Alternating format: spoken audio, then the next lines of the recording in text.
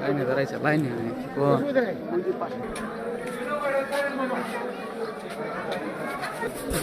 আমাদের সকল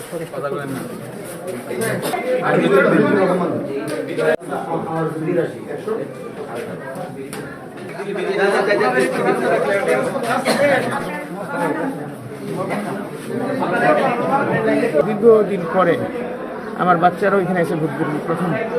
এটা অনেক বাচ্চারা দেখবেন প্রথমবার ভোট করছে। এটা একটা বিরাট আসলে আশা করি ইনশাল্লাহ তারা আমাদের এলাকা তো খুব শান্তিপূর্ণ, আগেও শান্তিপূর্ণ ছিল, এখন শান্তিপূর্ণ।